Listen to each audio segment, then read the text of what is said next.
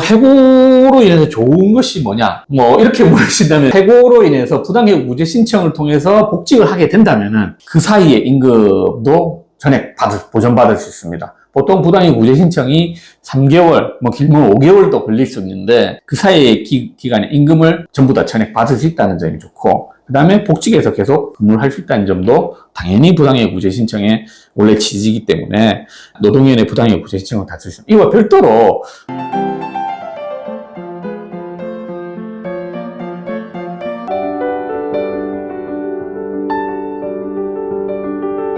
저희가 이제 공인노무사이기 때문에 근로자 입장도 많이 상담을 기본 원칙이지만 사용자 입장도 많이 상담을 하곤 합니다. 이 해고에 대해서 저희는 이제 중립적으로 법에 의해서 어떻게 당사자가 최대한 불이익을 안 받게끔 그렇게 상담을 해드리고 있는데, 일단 근로자 입장에서는 해고란 원칙적으로 우리가 법률에서 보면은 근로관계의 단절의 의사표시거든요. 일방적인, 그리고 사용자에 의해서 일방적인 단절의 의사표시이기 때문에 근로자에는 어느 날 갑자기 이런 불이익이 닥쳐올 수 있습니다. 그래서 우리 근로기준법제에서는 해고를 당한 의사표시, 이제 일방적 의사표시이기 때문에 그걸 일방적으로 수신하면 당했다고 표현하는데, 그 근로자에게 여러 가지 구제 제도를 설정하고 있습니다. 해고란 어느 일시에 닥쳐올 수 있는 상황이기 때문에 사용자에게 많은 제한을 두고 있습니다. 30일 전에 해고를 해야 되고, 서면으로 해고 통지서를 전달해야 되고, 해고에 정당한 사유가 있어야 된다라고 근로기준의 법제는 사용자에게 여러 가지 통제 장치를 하고 있는데,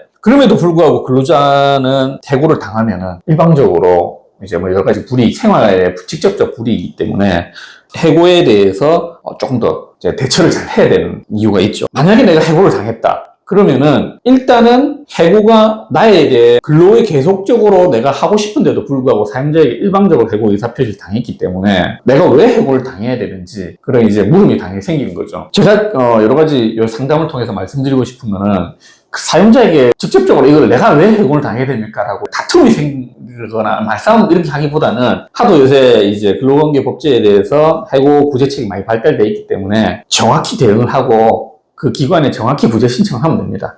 우리나라에서는 노동위원회 부당해고 구제 신청이라는 제도가 있습니다. 노동위원회는 부산에는 3군데 전국적으로 많이 분포되어 있습니다. 노동위원회 검색을 치시면 나옵니다. 노동위원회 찾아가셔서 부당해고 구제 신청을 작성해서 접수해 주시면은 무료로 국선노무사가 배당이 될 수 있습니다. 물론 월급 280만 원 이하의 근로자의 상당에 해당됩니다. 네, 그래서 무료로 국선노무사의 조력을 받을 수도 있고, 그리고 여러 가지 해고에 대해서 이제 다툼이 일어나는 경우에는 노동위원회 부당해고 구제 신청을 통해서 바로 복직할 수 있습니다.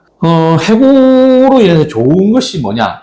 이렇게 물으신다면, 해고로 인해서 부당해고 구제 신청을 통해서 복직을 하게 된다면은 그 사이에 임금도 전액 보전받을 수 있습니다. 보통 부당해고 구제 신청이 3개월, 길면 5개월도 걸릴 수 있는데, 그 사이의 기간에 임금을 전부 다 전액 받을 수 있다는 점이 좋고, 그 다음에 복직에서 계속 근무를 할 수 있다는 점도 당연히 부당해고 구제 신청의 원래 취지이기 때문에 노동위원회 부당해고 구제 신청을 다 쓸 수 있습니다. 이와 별도로 법원에 해고 무효 소송도 할 수 있는데, 요건 해고 무효 소송이기 때문에 상당히 구제 기간이 더 길고 하기 때문에 국선노무사의 조력을 무료로 받을 수 있고, 가까운 노동위원회 3개월 동안 단기간에 받을 수 있다는 부당해고 구제 신청 제도를 이용하신다면 더욱더 권리에 이제 온전한 자기 해고에 대한 권리의 온전함을 받을 수 있습니다. 그리고 해고를 만약에 당했을 경우에 어떻게 해야 됩니까? 당시에 그냥 구제 신청하기 전에 노무사님 어떻게 내가 이걸 준비를 하고 있어야 됩니까? 라고 하면은, 일단 첫 번째로는 절대 사직서를 작성하지 말 것. 사용자는 거의 대부분 해고를 하기 전에 사직서를 쓰라고 합니다. 혹은 해고를 했다 하더라도 사직서 쓰고 나가라. 그러면 된다. 라고 이제 강요, 협박, 이렇게 의사표시 강요를 하기도 하는데, 절대 사직서를 쓰시면 안 됩니다.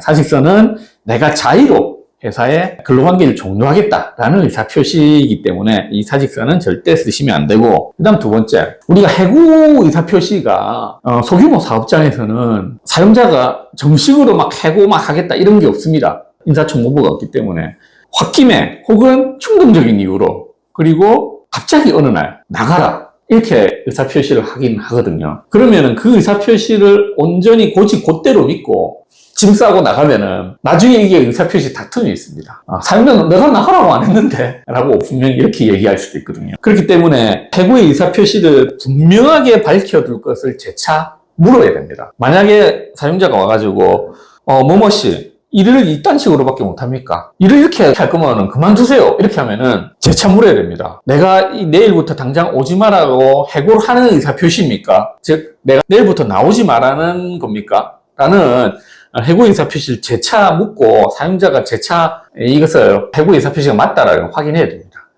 그렇기 위해서는 뭐 녹음도 할 수도 있는 거고, 당장 녹음할 수가 없다 이러면 주변에 이제 근로자들 같이 있는 데서 의사표시를 확인하십시오. 그리고 뭐 카톡이나 문자를 통해서라도 다시 묻는 겁니다. 사장님, 제가 해고당한 게 맞나요? 내일부터 나오지 말한 게 당연히 맞습니까? 라고 하면은 사용자가 맞다라고 하면은 그 증거를 온전히 나중에 부당해 구제 신청할 때 활용할 수 있는 것이죠. 마지막으로 하도 해고의 의사표시 다툼이 많으니까 혹시라도 다음날 돼서라도 혹시 만약에 내일 나오지 마라, 일주일 뒤에 나오지 마라 하면은 다음날 돼서라도 한번 출근하는 겁니다. 그래서 왜 오시냐고 이렇게 하면은 나는 근로를 계속할 의사가 있다는 걸 분명히 밝히십시오. 다음날 출근을 통해서든지 내용 증명을 통해서든지 문자나 카톡을 통해서든지 나는 이 회사를 다니고 싶은데 사용자가 나가라고 해서 못 나간다 라는 출근에 대한 의사표시를 어느 정도 좀 확보해 둘 것. 여러 가지 자기 동료 근로자를 통해서라도 그렇게 하면은 부당해고 구제 신청을 통해서 수월하게 복직을 인정받을 수 있고 그 기간 동안 다니지 못한 임금도 온전히 보전받을 수 있을 것입니다. 해고는 이렇게 대처하면 될 것 같습니다.